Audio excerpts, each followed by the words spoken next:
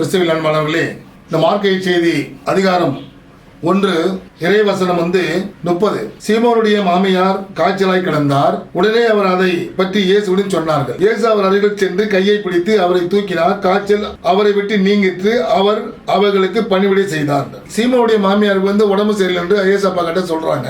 அவர் உடனே போறார். உடனே போயிட்டு என்ன பண்றாரு, கையை பிடித்து அவர் தூக்குறாரு. உடனே அவர் காய்ச்சல் நீங்கிற்று. அவங்க உடனே பாருங்க பணிவிடை செய்ய போறாங்க. ஸோ சேவை மனப்பான்மை அந்த அம்மாவுக்கு ஏற்கனவே ஆல்ரெடி இருக்குது. அவங்க பாருங்க அந்த ஜுரம் போன உடனே பாருங்க ஆண்டவருக்கு பணிவிடை செய்ய போயிட்டாங்க.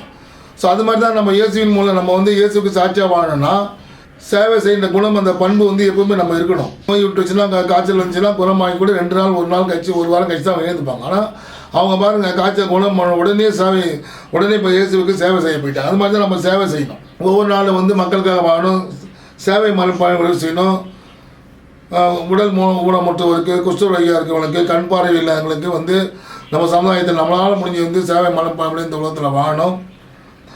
ஆண்டவர் இயேசு எப்படி வாழ்ந்தாரோ, சேவை மனப்பான்மை வந்தாரோ, ஏழைகளுக்காக வாழ்ந்தாரோ, நம்மளும் எப்படி அந்த மாதிரி வாழணும். பேதுருடைய மாமியார் எப்படி உடனே குணமாகி சோர்வடையாமல் தன் பணிவிடை செய்தார்களோ, நம்மளும் வாழ்க்கையில் துன்பங்கள் கஷ்டங்கள் வந்தாலும் உடனே நம்ம பண்ண அதுக்கு கவலைப்படாமல் நம்ம சேவை மனப்பான்மையோடு இந்த உலகத்தில் வாழும். கடவுள் நம்ம அனைவரையும் ஆசீர்வதிப்பார். இருக்காங்க. அவங்க வேலையில் செய்தால் சரியாக சம்பளம் தரதில்லை.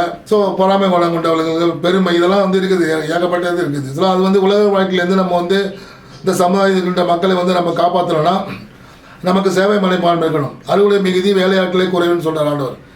ஸோ நம்ம ஆண்டவருடைய வேலைக்காரனாக மாறி அந்த சமுதாயத்தில் அவருக்காக மாறி அங்கே இருக்கிற மக்களை நம்ம காப்பாற்றி நம்ம ஆண்டவருக்குள்ளே இட்டுன்னு வரணும்.